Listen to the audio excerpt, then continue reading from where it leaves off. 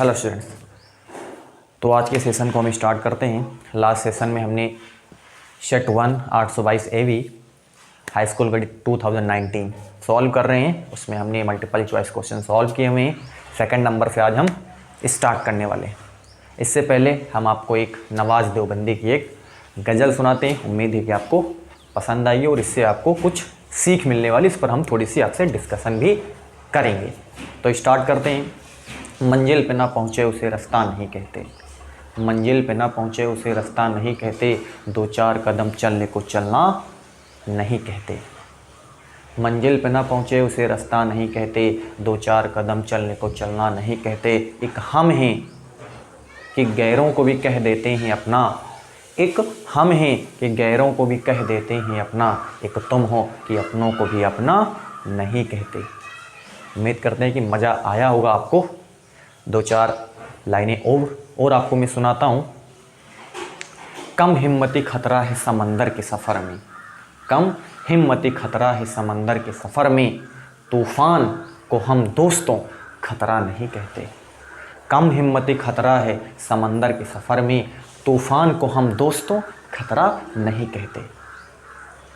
बन जाए अगर बात तो सब कहते हैं क्या क्या, बन जाए अगर बात तो सब कहते हैं क्या क्या, और बात बिगड़ जाए तो क्या क्या नहीं कहते।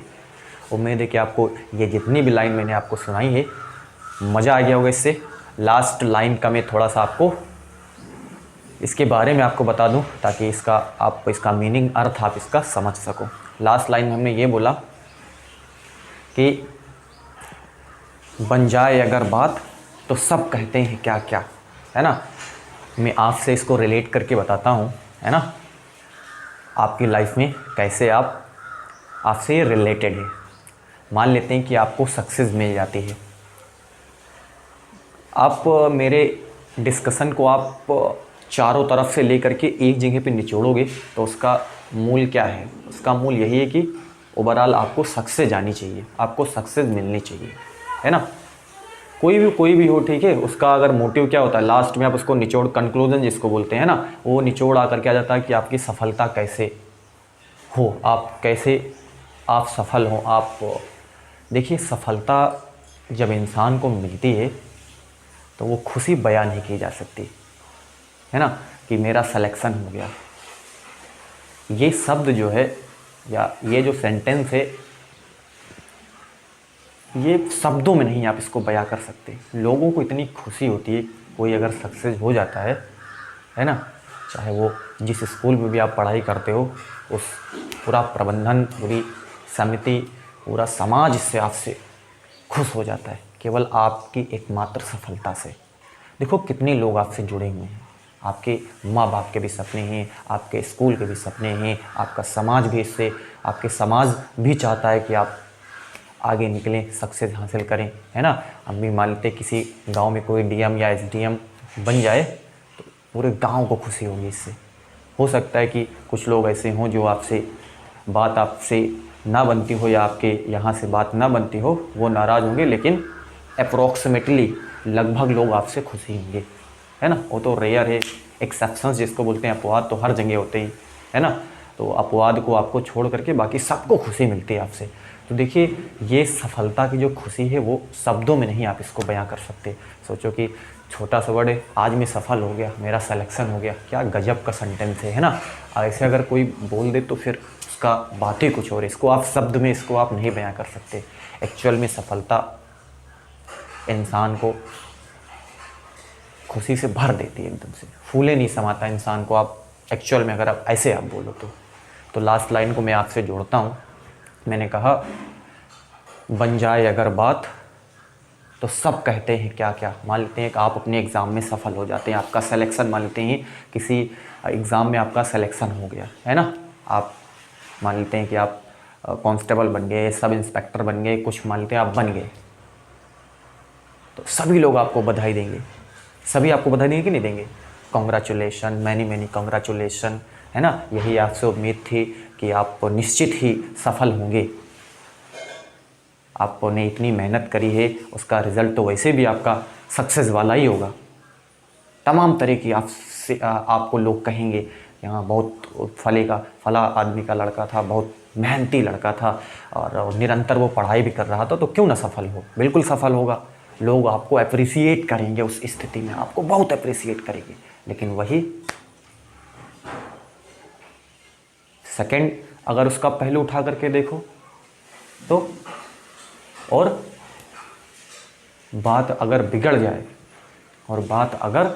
जाए तो क्या क्या नहीं कहते, बात अगर बिगड़ जाए तो क्या क्या नहीं कहते। इसका अर्थ ये है कि मान लेते हैं आप मान लेते हैं कि बनारस में आप रह करके आप अपनी पढ़ाई कर रहे हैं, बनारस में रह करके आप अपनी पढ़ाई कर रहे हैं और आपने एग्ज़ाम दिया है ना, मान लेते हैं यूपीएससी का आपने एग्ज़ाम दिया और आप लगातार 3 से 4 साल से आप वहाँ पर रह करके पढ़ाई कर रहे हैं और आप अपने एग्ज़ाम को क्रैक नहीं कर पाए, तो लोग जानते हो क्या कहते हैं, क्या क्या नहीं कहते। शब्द का मीनिंग आप समझ रहे हो, क्या क्या नहीं कहते। लोग कहते हैं कि इतने दिन से वहाँ पढ़ रहा है, पता नहीं क्या कर रहा है, इसे घूम रहा होगा, या जो है इस तरीके का लड़का है, उस तरीके का लड़का है, पढ़ने लिखने में उसका मन ही नहीं लगता है, घर का रुपया बर्बाद करता है, बिल्कुल नालायक है, गधा है, तमीज़ है, इस तरीके तमाम क्या क्या नहीं कहते। सुनिए तो आप क्या क्या नहीं कहते। तो आप उम्मीद करते हैं कि आपको बात मेरी समझ में बिल्कुल आ गई होगी, तो मैंने आपसे इसको जोड़ दिया। तो उम्मीद है कि आपको इससे कुछ सीख मिली होगी कि आप खुशी, इंसान को खुशी बहुत गजब की होती है जब आप सक्सेस होते हो, है ना। ये उसका रस ही कुछ और है ना। वो खुशी शब्दों में, मैंने आपसे जस्ट अभी बोला कि उसको आप शब्दों में नहीं बयां कर सकते।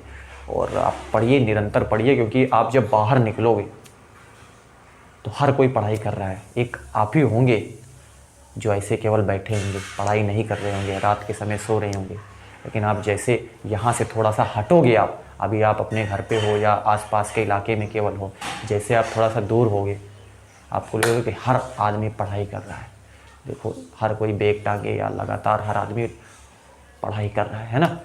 क्योंकि रिज़ल्ट जब आते हैं तो कट ऑफ आपको, आप तो 10th में हो या 11th 12th में हो, कट ऑफ अभी आपको चीज़ें नहीं समझ में आई होंगी।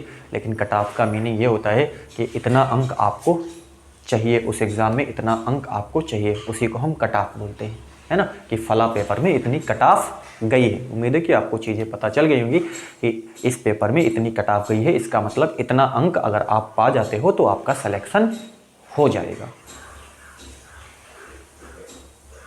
तो कट ऑफ बढ़ने का कारण क्या होता है, मतलब कट ऑफ ज़्यादा चली जाती है। कई बार देखोगे आपने पेपर में पढ़ा होगा कि कट ऑफ हाई है, कट ऑफ बढ़ गई है, तो इसका मतलब है कि बच्चे मेहनत कर रहे हैं, मतलब ज़्यादा से ज़्यादा बच्चे जो है वो नंबर ला रहे हैं, अच्छे से अच्छे नंबर ला रहे हैं।